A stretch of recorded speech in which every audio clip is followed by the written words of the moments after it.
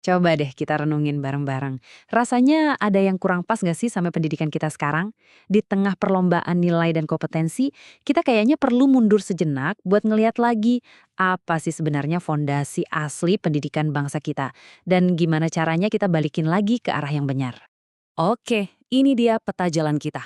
Kita bakal mulai dari cita-cita awal di konstitusi, terus kita telusuri kenapa kok arahnya bisa bergeser, lihat dampaknya sekarang, dan yang paling penting, kita bedah solusinya bareng-bareng buat masa depan. Yuk kita mulai dari bagian pertama. Kita perlu paham dulu, apa sih visi awal para pendiri bangsa kita buat pendidikan? Langsung dari sumber hukum tertinggi di Indonesia, ini titik tolaknya.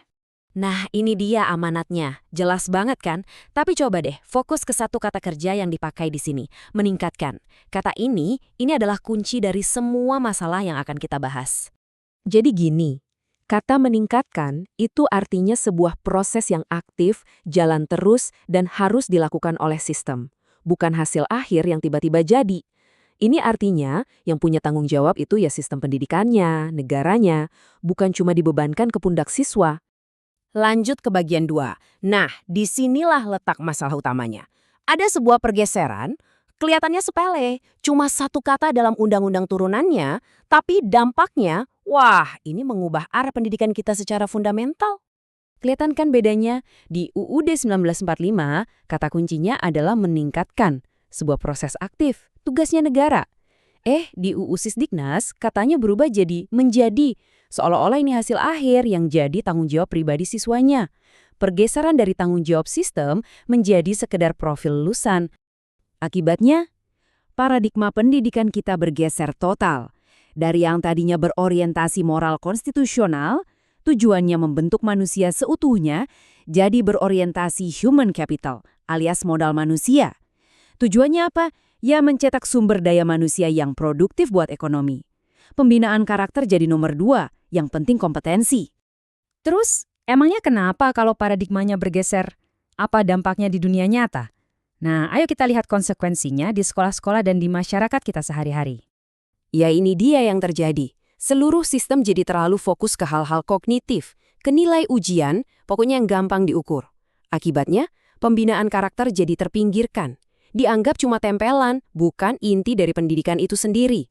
Pertanyaan paling krusialnya, terus gimana dampaknya buat anak-anak kita? Buat para siswa dan lulusan yang jadi produk dari sistem ini. Dan sayangnya, kita semua bisa lihat indikasinya. Kasus bullying makin sering kita dengar, nyontek dianggap biasa, tawuran, narkoba, belum lagi lulusan yang mungkin skillnya jago, tapi integritas dan etos kerjanya, dipertanyakan. Ini semua ada akarnya. Oke, cukup bahas masalahnya. Sekarang kita masuk ke bagian yang paling penting dan paling ditunggu-tunggu. Solusinya. Gimana caranya kita bisa balik lagi ke fondasi pendidikan yang benar? Solusinya ini harus dari 2 arah. Pertama, kita beresin dari atas, dari sisi hukum dan kelembagaannya. Kedua, kita benahi dari bawah, dari apa yang benar-benar dipraktekkan di sekolah setiap hari.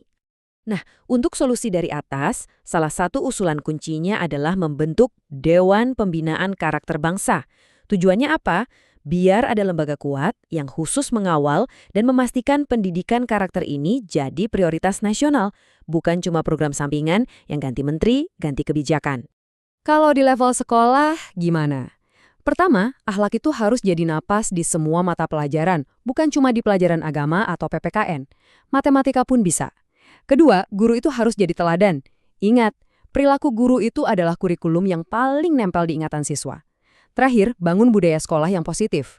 Hal-hal simpel kayak 5S itu efeknya luar biasa loh. Oke, kita punya masalah, kita punya solusi. Pertanyaan berikutnya, gimana kita tahu kalau semua ini berhasil? Nah, untuk itu, kita butuh cara pandang yang sama sekali baru dalam mengukur apa itu sukses dalam pendidikan. Jadi kita nggak bisa lagi cuma ngeliat nilai ujian siswa. Keberhasilan itu harus diukur di 3 level. Level makro, yaitu komitmen sistem secara nasional, level meso, yaitu lingkungan sekolahnya, dan level mikro, yaitu perkembangan tiap individu siswa. Nah, ini detailnya, dan ini menarik banget. Di level makro, kita cek, negara serius nggak? Anggarannya ada nggak buat program karakter? Di level meso, kita survei, gimana iklim moral di sekolah? Anak-anak merasa aman dan dihargai nggak? Dan buat siswa, kita nggak cuma lihat angka, tapi pakai portofolio untuk melihat pertumbuhan karakter mereka dari waktu ke waktu. Jauh lebih komprehensif kan? Ini dia kesimpulan utamanya. Suksesnya pendidikan itu pada akhirnya bukan diukur dari seberapa banyak anak pintar yang kita hasilkan, tapi dari seberapa kuat sistem kita bisa secara aktif menanamkan dan membudayakan nilai-nilai luhur pada generasi penerus.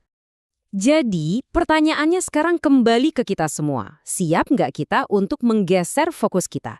Dari yang tadinya cuma sibuk mencetak pekerja terampil, menjadi benar-benar fokus membangun manusia berkarakter yang akan jadi fondasi peradaban kita di masa depan.